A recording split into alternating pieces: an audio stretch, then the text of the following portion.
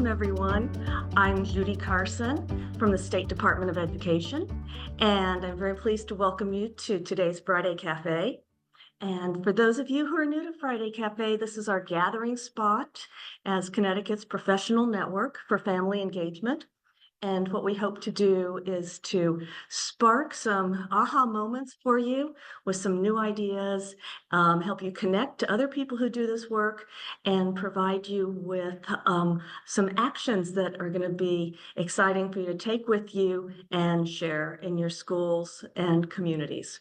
So Friday Cafe is a collaborative hosted by the Department of Education, as well as our statewide Family Engagement Center here in Connecticut and the State Education Resource Center, CERC. So I'm joined by Dr. Veronica Marion and with my colleague from Statewide Family Engagement Center and Nicole Vitale. So I'm going to turn it over to Dr. V.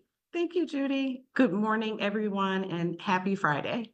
So thrilled to see so many of you this morning. And just like you, we look forward to Friday Cafe as well.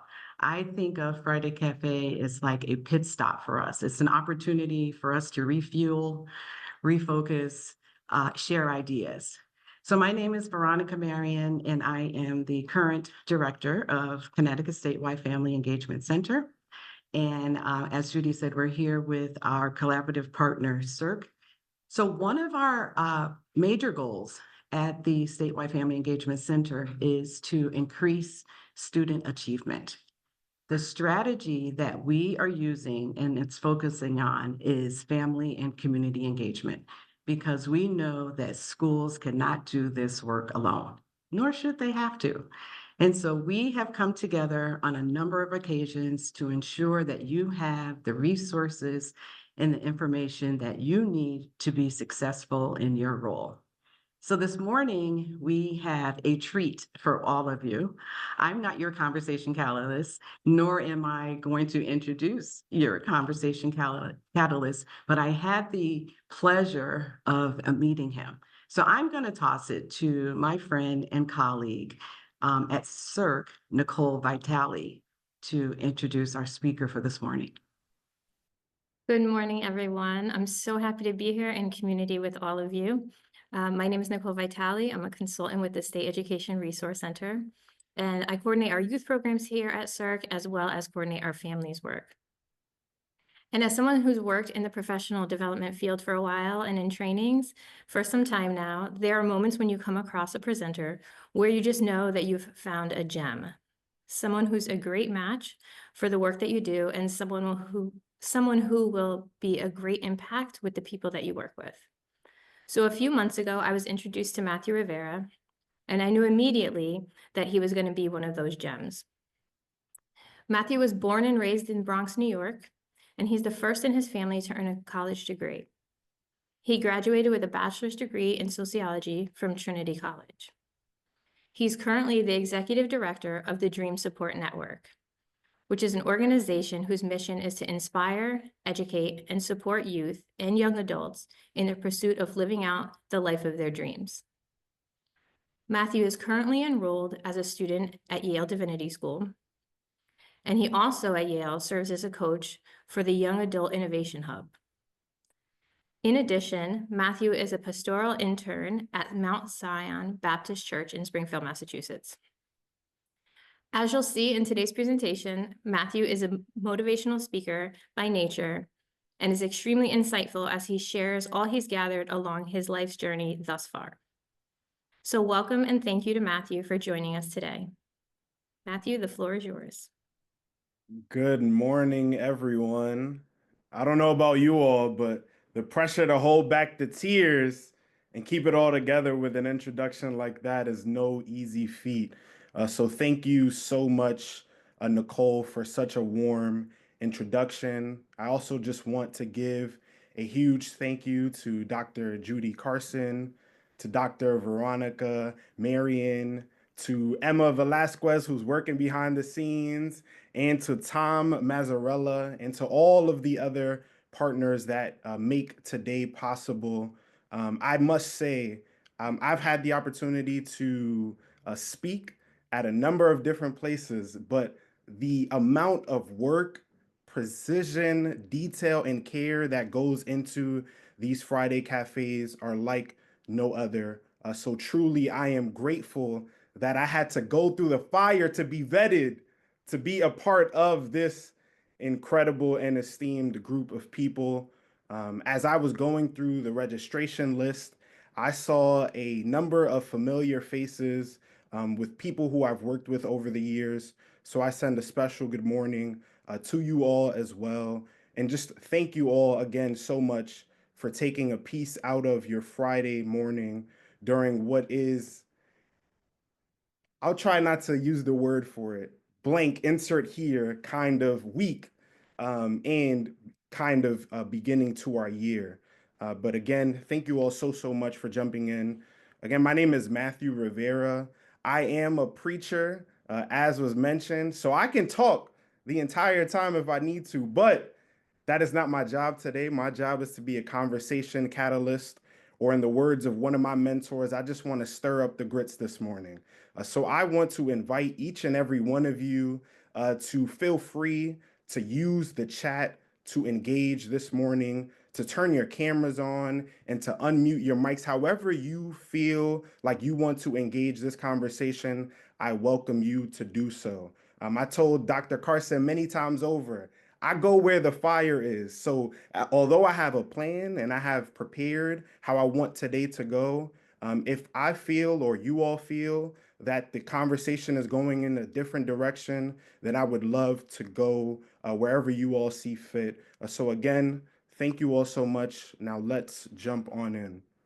I think it's important to set the frame for our conversation, the power of dreams to unite families and schools, how shared expectations empower student goals, with a personal story, because I think it sets the foundation for my entry into this work. I remember when I was in sixth grade, um, I remember I was not the best of students. I definitely fell wayside and fell into the trap of peer pressure and doing what many kids try to do to find identity and fit in. So I would do all different kinds of things like skip classes and not pay attention in class. And for all of you who may know, a student's least favorite day of the year, and if you know where I'm going with this, just put it in the chat. A student's least favorite day of the year is parent-teacher conference. And I remember when it was time to go into parent-teacher conference, I remember my mom coming with me to parent-teacher conference. And I remember getting ready to walk into that classroom. You know how some educators, they'll stand at the door if it's a student that they've been waiting on. My teacher stood at the door, and it's almost like, looking back, I envision it this way. It's almost like she just had her hands rubbing together, like, oh yeah, this is gonna be a good one, because she was getting ready to say all of the many things that I was doing wrong and all of the many ways that I was falling short of the standard of excellence. And I remember as we walked into the room, my teacher did not skip a beat. She laid out all of the bad things that I did. And in my head, I'm like, oh man, my mom is probably thinking of all of the ways that I'm going to get in trouble. You know, she's holding it together right now because that's what a good mother would do. But I know when I get home, it's going to be on and popping, as we say in my neighborhood. And I remember after my teacher stopped speaking, I remember getting ready to sink into my seat when it was at that moment, my mom said, wait, no, that's not my son. My son is brilliant. My son is intelligent. My son is hardworking. And she went on a litany of wonderful things to say about me. So as the clever young person that I thought I was, I got up in my seat a little bit. I was like, yeah, mom, I am all of those things. And I remember walking out of that room, and telling my mom, yeah, mom, my teacher is crazy. Everything that you said was true. I am all of those things. I don't know what she was talking about. And I successfully avoided being in trouble. And it wasn't until I got home that night where I felt an immense amount of guilt. Remember, this is sixth grade. And as a sixth grader, I felt an immense amount of guilt because all that could replay in my head were those wonderful things that my mom had to say about me. And it was at that moment, while sitting on my bed, that I made a decision that changed my life forever. A motivational speaker, Tony Robbins, says, your life can change in a moment. And I push it further to say, and you can have as many moments as you want to change. How do we change? It's by the decisions we make. And it was on that bed, on the night after parent teacher conference, that I told myself I was going to make a decision to change. I told myself that I was going to be the first in my family to graduate from college. I told myself I was going to live up to all of those words that my mom said about me. And literally, it was like night and day. The very next day, everything changed for me. And I'm so grateful that all of these many years later, I am still living in the fruit of that decision, but it is only because it was undergirded by a mother who spoke life into me. I want to invite you all into the conversation. I know that I can go back and record all of the lessons that that moment taught me, but I wonder if either out loud or in the chat, you all could join in on this conversation. As you hear this personal anecdote of mine, what lessons, ideas, or comments does this raise for you?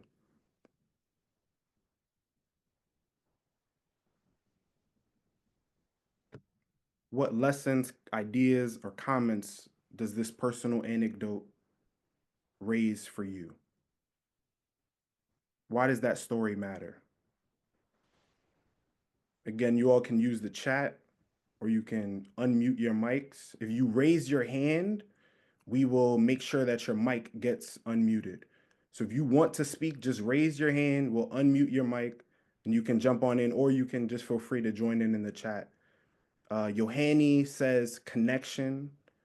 Ms. Ramos says giving me perspective when speaking with my teenage son.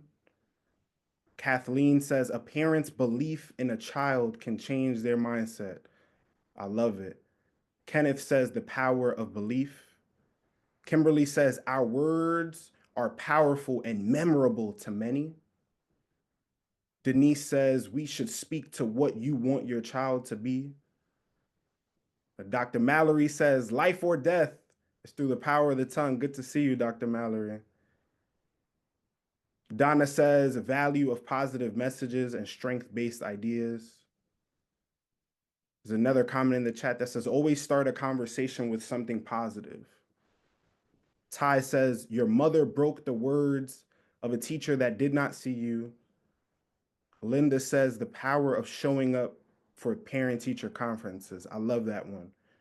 Again, we can continue to just write them into the chat, but I do also want to share a few lessons that I've considered over the years as I think back to this story.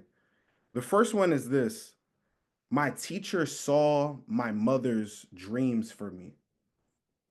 It was at that moment, as my mother spoke, that my teacher realized in that moment how my mom envisioned my future, the dreams that my mom had for me, and her commitment to ensuring that those dreams became reality. It could have been easy for my mom to band with my teacher on the reality of what was going on. But instead, even if my mom knew that it was true, she still decided to speak the power of dreams over my life. And I think that is so interesting for us because as educators, it is important for us to create space for families to begin to share their dreams for their children. As educators, it's important for us to recognize the ways that our parents are fighting and seeking to intercede for their children to walk into the greatness that they envision in their minds. So I guess again, I want you all to join me in this conversation. Again, if you want to say it out loud, you can raise your hand or you can again write in the chat. But my next question for us is, how do we as educators cultivate space for parents to share their dreams for their children? How do we as educators cultivate space for parents to share their dreams for their children? What does that look like tangibly, practically? And why is that even important?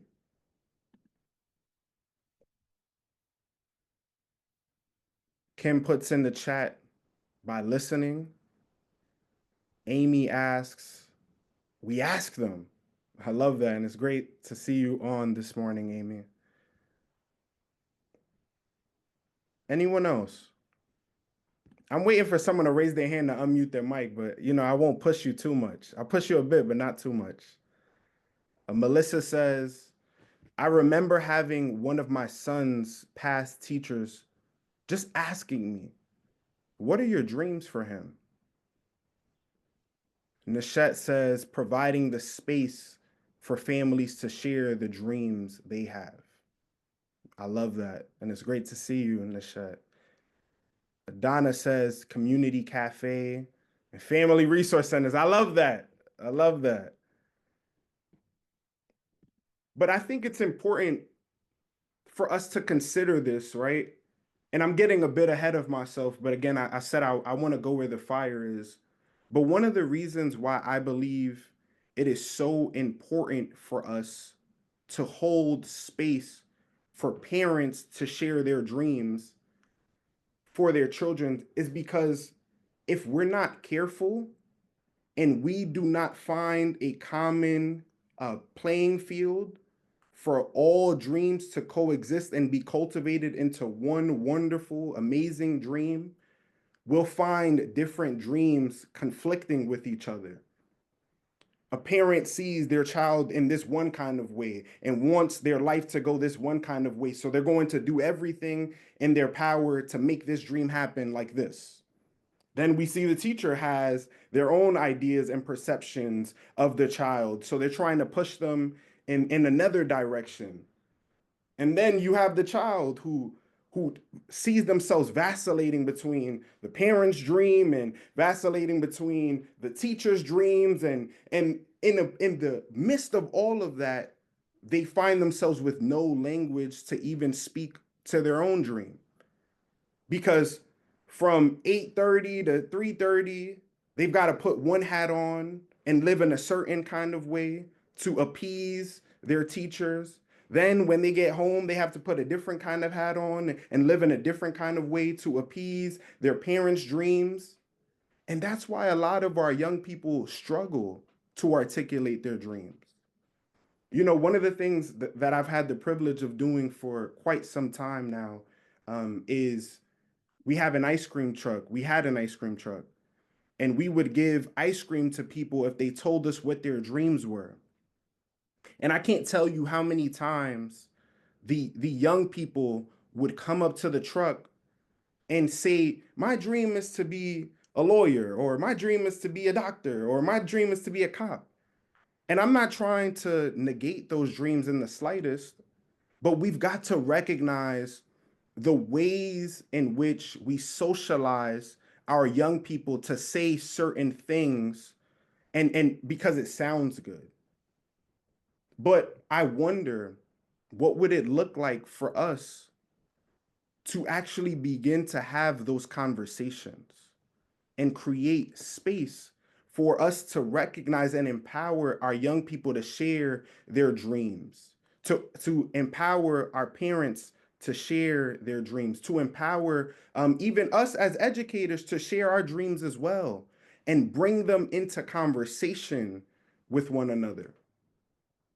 When we were getting ready to plan this, we were talking about how, in many ways, the conversations around dreams and dream chasing can become so transactional and not relational.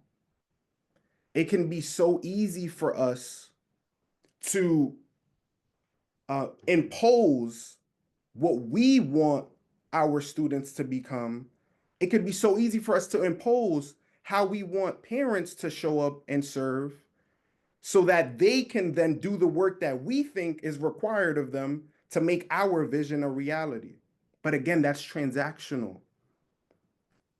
I know this quote is popular and many of us know it, but I want to argue on this morning that the quote, teamwork makes the dream work, is transactional.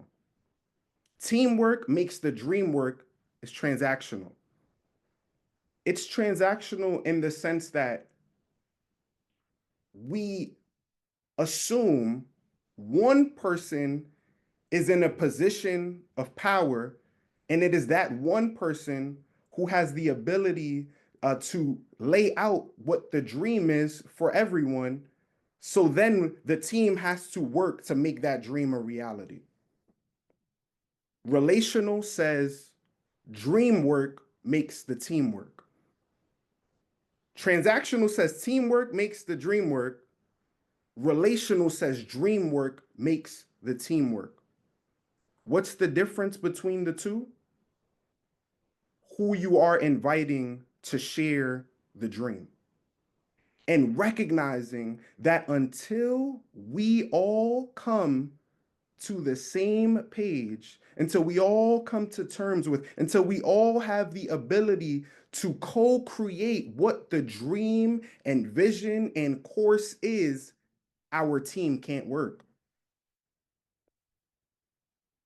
How do we, as educators, invite parents, invite students into this dream work, into this shared vision, into this co-laboring, and I'm a preacher, so I'm gonna use this term, co-discerning, so that we all can work to make that dream a reality together.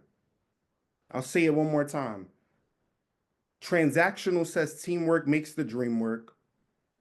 Limiting who has access to creating and setting forth what the dream is. Relational says dream work makes the teamwork because it empowers everyone to own the power that they have to speak life into the dream so that they can then work to make that dream a reality as well. The other lesson from the story that raises for me, and again, if you all want to jump in the chat or if you want to raise your hand and jump in, please. I don't have to speak the entire time. I want to hear from you all. But one of the other lessons that it taught me looking back is because my mom didn't cast me away, it didn't give my teacher license to do so either. Because my mom didn't cast me away, it didn't give my teacher license to do so either. What my mom did in that room transformed the way that my teacher saw me because it helped her to recognize who I really was and who I could really become in moments where my teacher could not see it. And I don't say that to vilify educators. I say it to humanize educators in the sense that sometimes we as educators, we can't always see the best in our students. We can't always see the things that other people see. So that's why when we invite other people into the conversation, it helps to further inform our perspectives and our entry points into building relationships with our young people. That's why we have to engage families. That's why we have to engage parents so that we can revolutionize the way that we see our young people and have a more holistic view. I could only imagine the dreams that would have died if my mother didn't choose to speak life. Langston Hughes says, hold fast to dreams, for if dreams die, life is like a broken winged bird that cannot fly. Hold fast to dreams, for when dreams go, life is a barren field frozen with snow. We as educators do not have to carry the impossible burden of thinking that um, we are the sole people and we are the sole people to carry and hold those dreams for our students. We have to be willing to invite our parents into this co-laboring work to ensure that our young people will not let go of the dreams that they have, so that they don't have to live into the words of Langston Hughes, that they don't have to become broken winged birds that cannot fly, so that they don't have to have their lives feel like a barren field frozen with snow. And finally, and we're about to go into breakout rooms in just a second. But finally, as educators, we've got to recognize whether our students have champions and continually empower parents to do so while also standing in the gap. I'll say that one more time. As educators, we've got to recognize whether our students have champions and continually empower parents to do so while also standing in the gap. When we were getting ready to plan this meeting, Dr. Carson said something that was so profound. She said, educators have to continually give power back to the parents in moments where parents feel hopeless and as if they can't get their children back on track. What it lifted up for me is, as educators, sometimes we've got to recognize that our parents aren't necessarily giving up because they don't care. They're giving up because they're scared. They're worried. They don't think that they can do this work alone to help their children become all that they see them to be.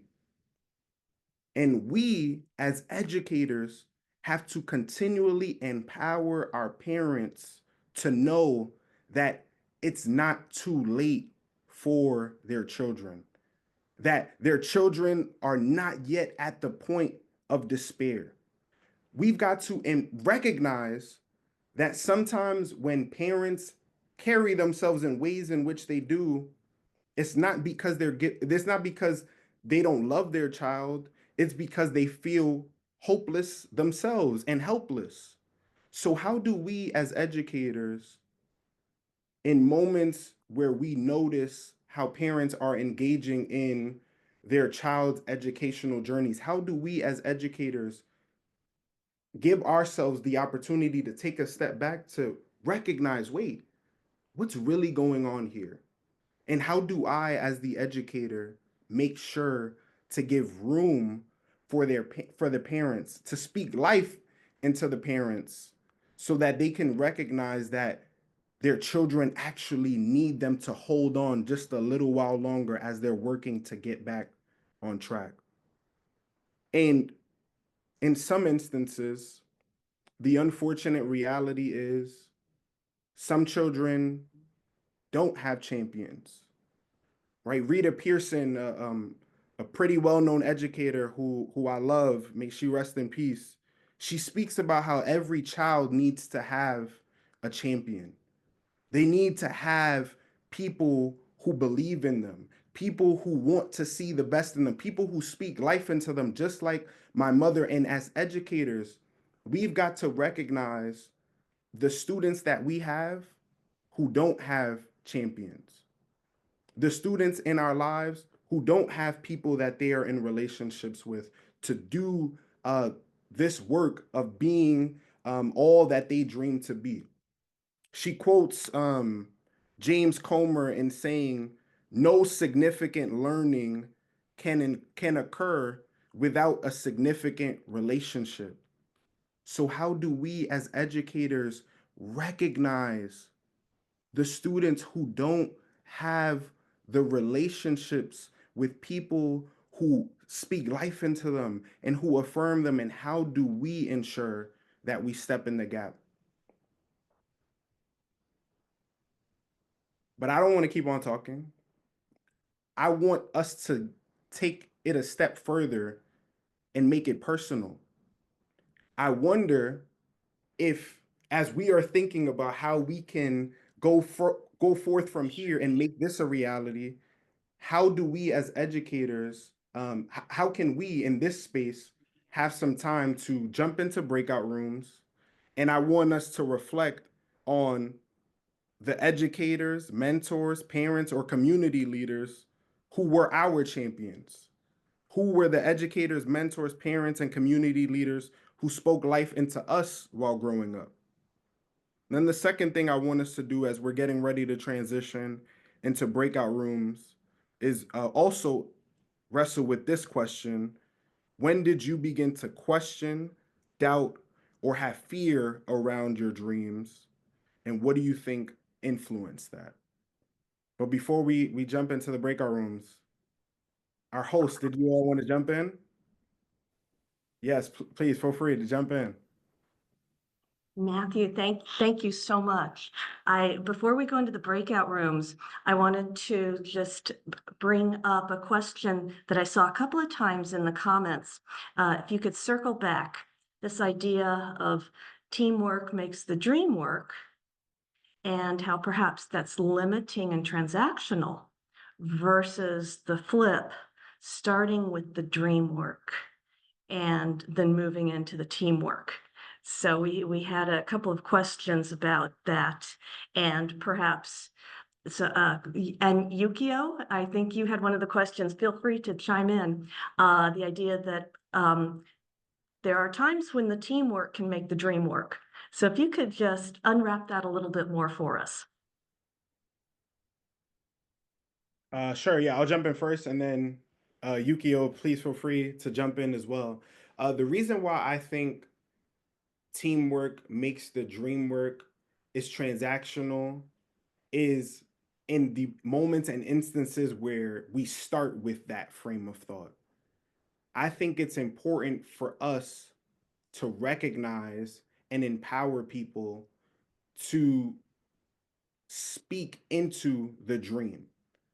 In many cases, we limit who has access to creating the dream to a select few. But as we think about it in relation to parents, students, and teachers, there are three different dreams that all want the team to work in three different ways. And instead of having those three things living in potential conflict with one another, how do we first ensure that all dreams have the opportunity to come into communication with one another? How do we allow all of these three dreams to become unified as one collective dream so that the team can then work together to make that collective dream a reality? That's where I'm coming from with that perspective.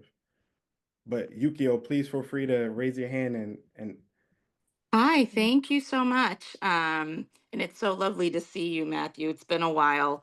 Um, I, I guess I am coming from the angle um, that educators, families, and students, I see the good first and foremost, right? So I come from the angle that we all have a similar dream. All three, parties have a similar dream of better outcomes for the students, right? So I think that's where I'm getting a little stuck, that teamwork makes the dream work is transactional versus teamwork and the collective dreaming for that better outcome is not transactional.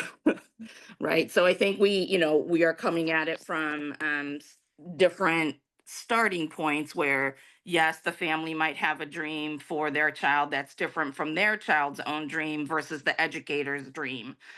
For me, I come at it from, we, families, students, and parents all want to have better outcomes as the starting point. And that's why, for me, it's not transactional trying to make that dream work. Mm. Yeah, that's a really great perspective. I agree with you 100%. All I'm saying is when we commit to the dream work first, it eliminates the guessing. I think we Mhm. could always be well intentioned in assuming that we all want the best for our child. And I think we all do. Yet sometimes the ways that we see better operationalizing itself can be the very thing that stifles one's ability to walk into the better. And I just think it's important for us to just bring it into conversation first. Mhm. Thank you. Yep. Machette? Good morning, everyone. Matthew, great to see you again, and thank you for all that you continue to do in our community. But I think you just shared what I was going to state. I think it's where the dream originates, and how is it that we are ensuring that we are not trying to impose or provide harm to the dream. So that was going to be my comment: is that it can be dream work makes the teamwork, then that comma, because the teamwork, definitely together we can make the dream work, ensuring that we are not unintentionally imposing our own views on a parent, a student, in trying to fit their dream into what we believe the dream should be. So you said it beautifully, so thank you for that. Thank you so much. Yes, you're absolutely right. And it is great to see you as well. But I do also want us to have a few moments again to go into breakout rooms. We will put the two questions in the chat, but as the breakout rooms are getting ready, I will reiterate them again. Talk to us about an educator, mentor, parent, or community leader who spoke life into you while growing up. And then secondly, when did you begin to question, doubt, or have fear around your dreams? And what influenced that? And if once the breakout rooms are ready, we will send you all off into the breakout rooms. After that, we'll have a large group share. Then we will talk a bit more about the importance of dreams in education. And then I want to know what some of your dreams are. So we're going to do a little bit of that as well. But Nicole, once the breakout rooms are ready, please feel free to jump in. Yes, I just wanted to let everyone know that you're automatically going to be sent into your breakout rooms, and the questions will be broadcasted in the chat once you're in your rooms. And you'll have 15 minutes. I think one of the things that's so powerful about starting with the dream is, in my mind, when you start with the team, you've already drawn a circle around who's in and who's out. And someone has decided that this is a team. Who owns it? Who made that decision? Well, very often it's going to be the teacher, it's going to be the school, it's going to be the formal party, rather than the parent or the student. So already there's an understanding of who has a little bit more power in defining the team, and then that moves into a little bit more power in defining the dream. Right. So I think all of those dynamics are kind of shut down for a minute if you start with the dream. Exactly. Because with the dream, we're all on equal footing. Yeah. And I think the other piece is, what does that space look like when families are entered into the conversation? Mm-hmm. Matthew talked about the parent-teacher conference. Still today, when we go to the parent-teacher conference, we have little chairs Mhm. for the parents, Yeah. right? And the teachers are sitting in the larger chairs. So the dynamic of a power struggle is present as soon as they walk into the space. So I think we have to be extremely conscious, right? And extremely intentional about ensuring that all partners feel that they're on equal standing, that they are part of the conversation, part of the dynamic, part of the decision making, that it's not just what I want for your children, but it's also including what you want. What are your hopes and dreams for your families, for your students? Yeah. And understanding how the whole environment communicates what's happening here.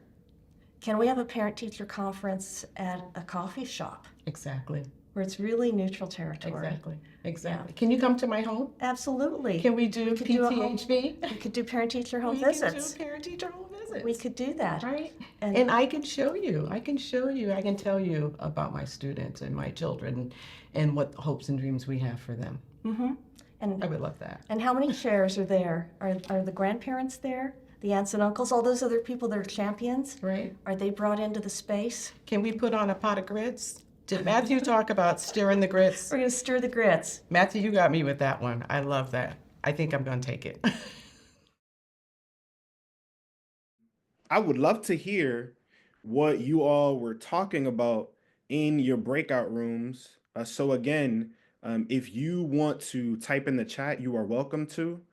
And we also invite you to raise your hand. And if you raise your hand, we will give you the opportunity to unmute yourself. So does anyone want to share what you all spoke about in your breakout rooms? Who would like to jump in first? Anything that stuck out to you? Yohani, let's go. The mic is gonna work this time. You can unmute yourself. Can you hear me now? Yes. Um, so my name is Johanny. I'm a Family Resource Center Family Liaison in Middletown. And I really appreciated some of the things that my new friends in my group stated. Someone said, I think she said, use your voice for the right cause. Um, there's a person in this forum right now, Donna Moreno. She has been a huge pillar for me as well, to continue to look within and try to find my voice so that I can help those that don't have a voice. Like translating for the Latino families and just being there for my Latino community and the families that are not able to speak for themselves. Being able to be raised by a single dad and go through so many struggles um, in a new country, new language, was huge for me because it helped me use my experiences to infiltrate the system. And I was able to do that because of the PLTI and the PEP class and the PC classes that I was able to take to learn to use my voice instead of always just wanting to share an idea, right? And wanting to connect with others. It helped me learn to listen. So when I heard her say, use your voice for the right cause, it resonated because my foundation has allowed me to do today what I'm doing now, to be a liaison for the families and to be a voice, not just to help them with resources, but for anything else that I feel could be fundamental for their life and for their children's opportunity to thrive. So I appreciate their thoughts and thank you for listening to me. Oh, Yohani, that was so beautiful. Thank you for sharing, and thank you for also giving a shout out. We're all about giving people their flowers while they can smell them. But as you spoke, you actually reminded me of the end of Marianne Williamson's Our Deepest Fear, where she says, and as we let our own light shine, we unconsciously give other people permission to do the same. As we are liberated from our own fear, our presence automatically liberates others. And as you spoke, you remind us that as you were walking into your voice, you were giving permission to other families to feel empowered to walk into their voice as well. And it's like you know the direction that we're going, because that's why we're going to end our conversation talking about our dreams. Because as we become the greatest versions of ourselves, as we become all that we were put on this world to be, we give license and permission to other people to do that very same thing. So thank you so much, Johanny. Anyone else want to jump in? Matthew, I'll chime in. It's Veronica. So as I was thinking about your experience with your mom and with your teacher, it reminded me of my own childhood. And I think my colleagues have heard me share this before. My parents were born on the same day, same month, same year, but complete opposite.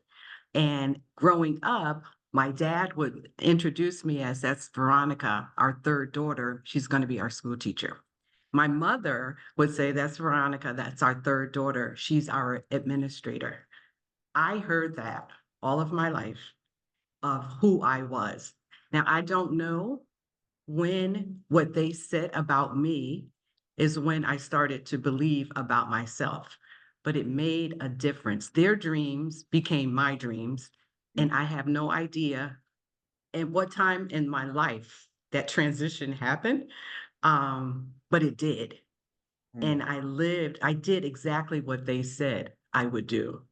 So as you were speaking this morning, the power of the words from your mom and what she saw in you versus what the schools were saying and the teachers saw, and how powerful that is.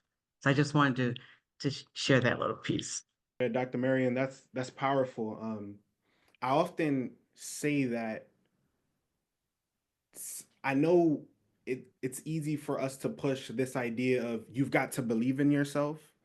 But one of the things that I've learned through my personal journey, having a number of different champions, having a number of different people who I stand on the shoulders of, you can carry someone's belief in you as you are working to believe in your own self. You can carry the words of life and affirmation that people speak over you before you begin to believe it to be true for yourself and before you can speak it yourself. I can't tell you how many people I've had in my life who said amazing, incredible things about me, and I didn't believe in it, but because I believed in them, I held on to them. Exactly. I may not believe in myself yet, but I believe in you enough to know that if you've got this thing to say about me, I know it must be true. And just like you shared with your story, a time will eventually come where there's that belief transition of power, where my belief for you becomes your belief for yourself. And that is the beautiful thing and the beautiful gift that we have as educators, is that we can hold the belief of our young people until they are ready to have that moment to walk through the threshold and believe in themselves.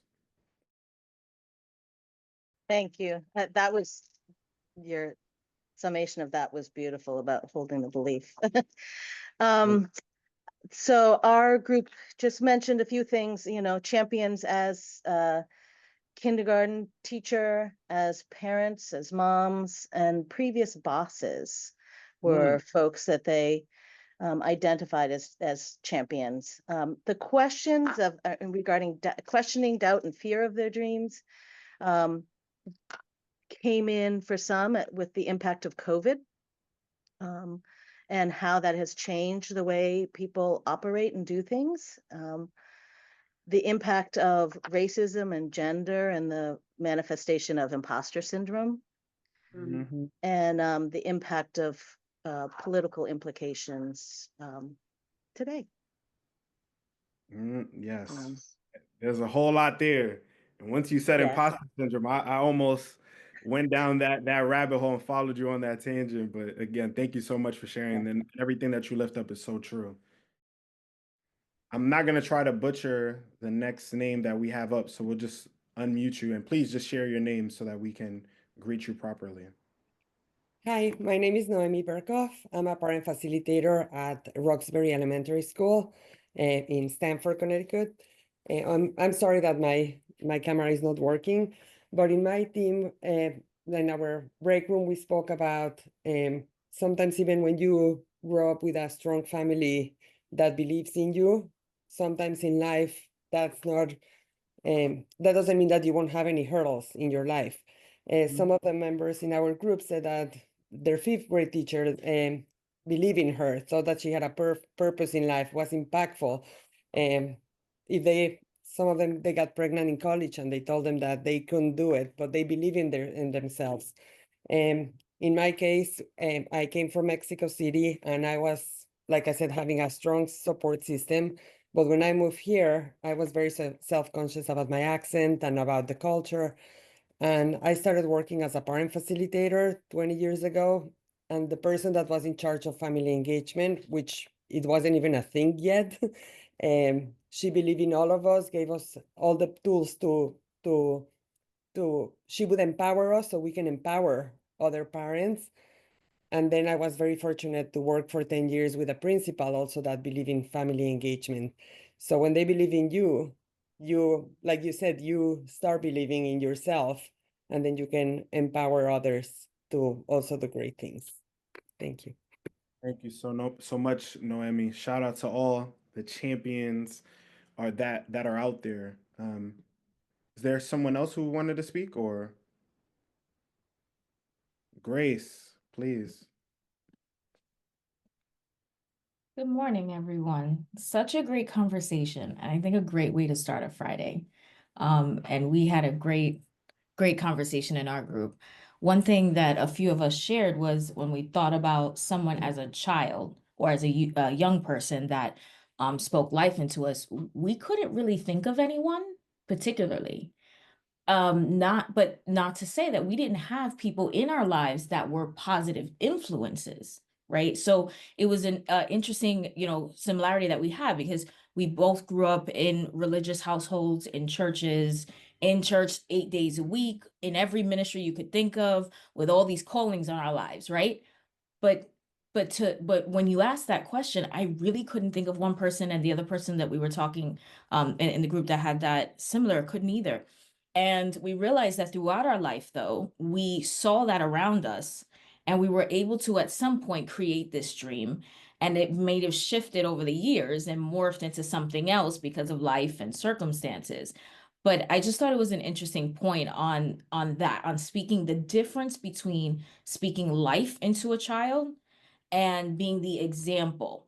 Not being that one is not good without the other, or not necessarily important, because someone else also brought up a great point of being intentional on your words as a parent, as an educator, as anyone around youth, and connecting their talents to what that could look like in a dream, and connecting their strengths to what that could look like. And I think it's important for us in this space where we sit with families to be able to make that connection with them, because sometimes there's just not that capability. That was also part of our conversation, where, while a parent is looking at a email they sent to a school as, I'm just, wanting to understand what's going on with my child, we're then coming from the space saying that's advocacy. You are speaking up for what your child, either cannot or doesn't feel they can, or maybe they're not being heard. So just being able to make those connections with families was really important. And again, bringing it back to the speaking life, it was interesting that we really couldn't pinpoint someone particularly, or group particularly, but we do feel on the end of it, we came out with a dream, and we came out being able to, accomplish what we wanted to accomplish. Yes, I love that, Grace, how you mentioned how we as educators should be able to recognize the talents and the gifts that live within our students and even our parents, and help to give language to how that might connect to different dreams.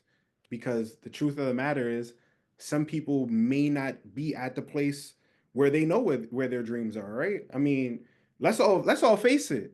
in a couple of minutes when I put the spotlight on you all, and I'm gonna ask you what your dreams are. A couple of us might struggle. Some mornings I wake up and I struggle answering the question, "What is my dream?" But it's important to have people in our lives that can notice the different ingredients and can show us what we can make with what we have. A lot of people don't. Uh, a lot of people don't recognize the ways that their gifts and their talents and their abilities can manifest and present themselves. And this opens up an entirely different conversation around access, right? It's hard for you to become what you cannot see. And sometimes we as educators have to recognize that we have the ability to see certain things, we're privy to certain knowledge and certain information, and we've got to be able to step in the gap to increase access to dreams. Think about it. It's crazy that we live in a world where dreams and dream chasing is a work of privilege. I didn't go down that rabbit hole before, but you all lift it up now. It's a work of privilege. To be able to see something great of yourself is a privilege, especially for our students who have to deal with death dealing systems and death dealing agents and poverty and all of these other many barriers that stifles one's ability to see beyond today. It's hard for me to tell someone to dream when they're just trying to survive. It's hard for me to tell someone to dream when they're just trying to make it through this week. So thank you so much for lifting that. I think another thing that you lift up as well is how important it also is for us as educators to model dreams and model the pursuit of making dreams reality. Empowering parents to also join in the same, right? Moving beyond just, oh, my dreams are my children and that's it. But how can our parents also feel empowered to work towards making some of their dreams reality as they're empowering their children to make dreams reality as well? Because Octavia Butler puts it this way, and then after that we'll jump into what our dreams are. But Octavia Butler in Parable of the Talents says, "Purpose unifies us. It focuses our dreams, guides our plans, strengthens our efforts. Purpose defines us, shapes us, and offers us greatness." Meaning, as we grow closer to what our dreams are, as we grow closer to what our purpose is, we become the greatest versions of ourselves, and such ability to model that becomes infectious and contagious.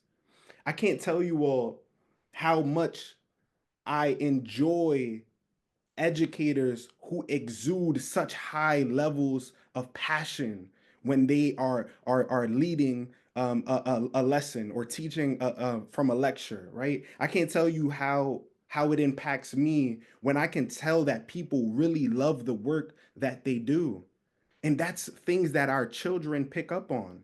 So the question for us to consider is, as we've been talking about the value of dreams and education, the value of offering shared leadership for all to join in on this conversation of what their dreams are, I want us to turn it to ourselves with the final few minutes we have left. And I want us to consider, what are the dreams that we have? What are the things that we want to become reality? And how might our pursuit in working to make dreams reality, how can that serve as fuel for our young people to feel empowered to also do the same with their dreams as well? How can we as educators and as parents model this life of dream chasing so that everyone can feel empowered to do the same? So I am going to put in the chat a Padlet, and I'm going to share my screen, and I'm going to plaster everyone's dream up. So I'm going to give you a few moments to really think about and consider, what are your dreams? What are the dreams that now come up for you in light of what's been raised today? What do you now feel empowered to do? How might you model a life of dream chasing for our students and for our parents, so that, as Yohani lifted up, that model of excellence can then serve as the blueprint for others? How can we work towards making our dreams reality? So, like Grace mentioned, people can be inspired by our model, and we can also increase our knowledge and understanding of recipes, so that when we see people with certain ingredients, we can tell them what they can make with that to make their dreams reality. So it is in the chat. Please feel free to click it and write in what your dream is. And I encourage you, if you want to, you can go on to the right and change your name. Mine was once Sleepy Zebra, and I don't know about you all, but I didn't want to be called Sleepy Zebra, so I changed my name on Padlet. So you're welcome to customize it as well. But I have shared my screen so that we can all see these dreams come in real time. What is your dream? What is your dream? So we have to make a difference. Donna says to live a healthy lifestyle, to be there for my children and grandchildren. Grace says to sing again, Broadway bound. I love that. Someone else says to be a great leader. My dream is to honor the voices of our families in our school community. That is so beautiful. Another says, my dream is to always empower and support our own children. Another says, my dream is to continue to heal and chip away at my own trauma and hopeless seasons, so that I can pave the way for those that may feel there's no way out of their current situation. To complete this next degree, I love that. To have financial freedom and raise good humans. It's beautiful. To fulfill my purpose and leave a legacy. To work at Pixar or even a gaming studio doing 3D animation. These dreams are amazing. I love these. I love these.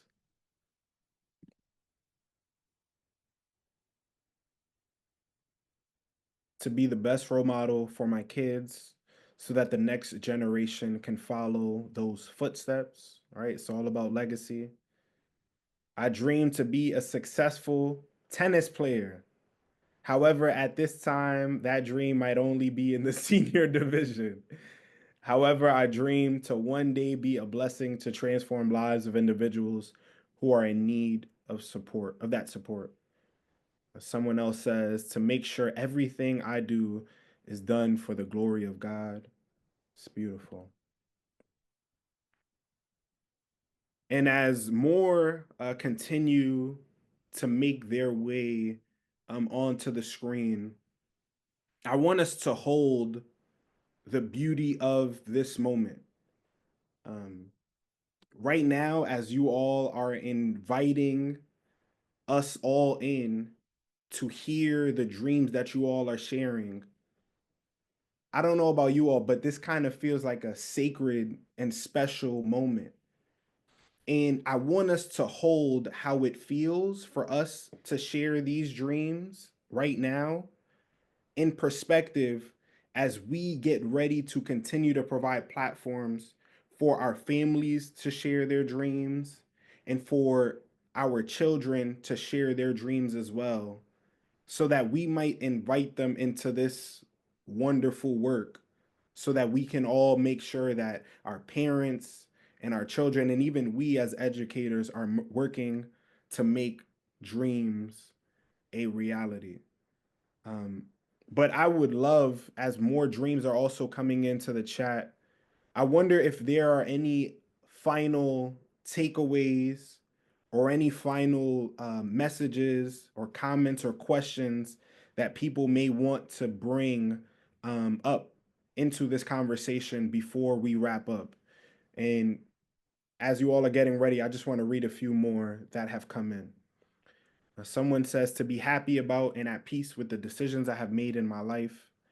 My dream is to walk in a Christ like way so that I can be patient, understanding, helpful, and wholeheartedly intentional.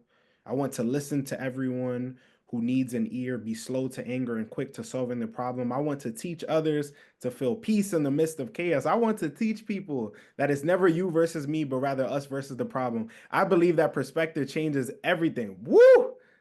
Oh man, that one just got me excited. If I read that one again, I'll start running. We have to continue to connect our youth to our ancestors, to support and lift up others, to dance at my granddaughter's wedding,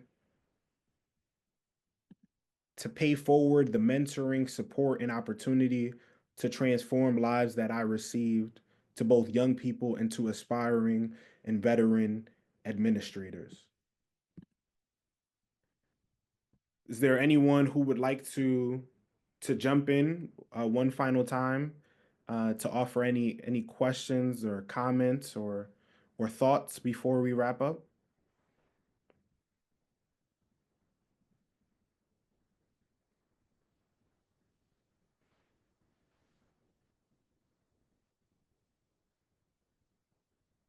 Someone else says, my dream is to serve the Lord our Father God, to honor his word, doing right for his children by spreading his word of love and to be the support they need.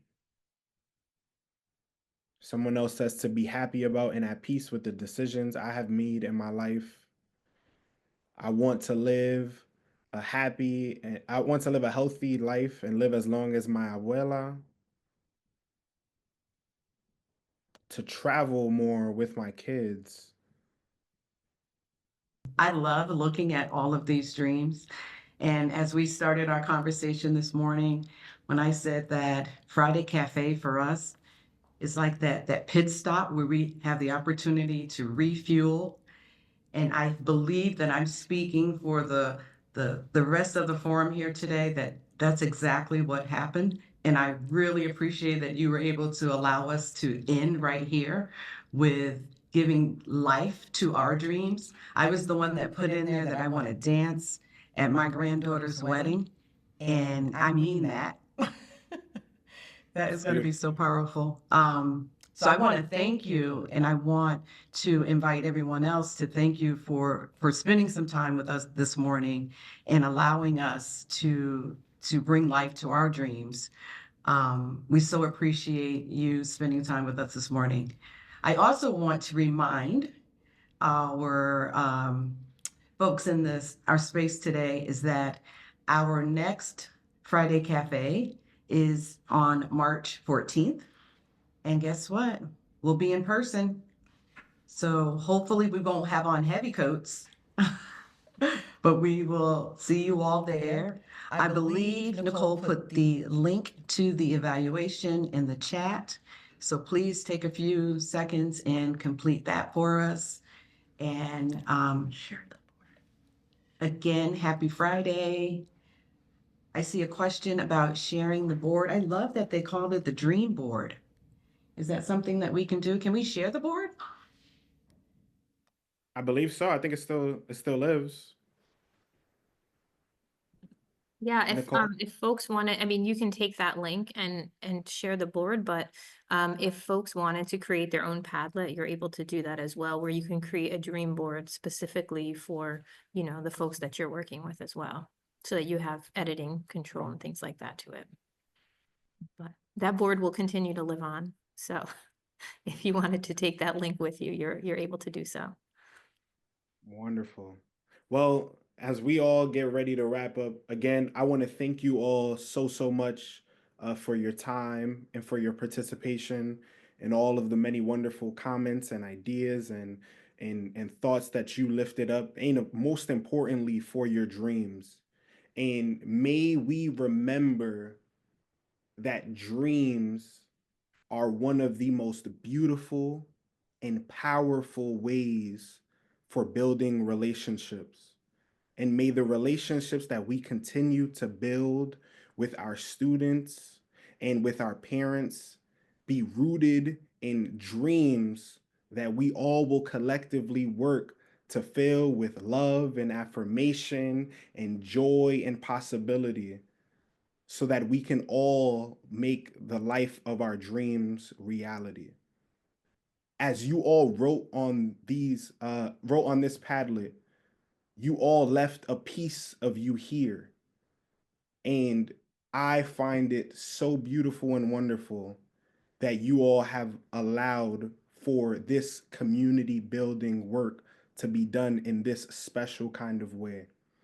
And may we also recognize how we have the power to do this very same thing with the parents and students and fellow educators that we work with. I believe dreams, although I said earlier was a work of privilege, to also be one of the great equalizers. And as we empower people to see that, this world will be so much of a better place. One of my mentors says this, and I'm done. He says, we don't have to carry the mantle of trying to change the world. We just have to change the world for the people that we are called to serve. And by us living out the life of our dreams, if we all can do just that, there will be so many groups of people that will be blessed and be better because of it. And this world will be a better place. So let us hold fast to those hopes and dreams that we have, because the dream still lives. Thank you all so much. Thank you. Thank you, Matthew. Thank you, everyone. Thank you. Thank you so much for joining us for today's Friday Cafe. And don't forget, we have a full library of Friday Cafe videos on our YouTube channel. We've been doing this for 10 years, and there's a wealth of content for you to check out. We look forward to seeing you next time.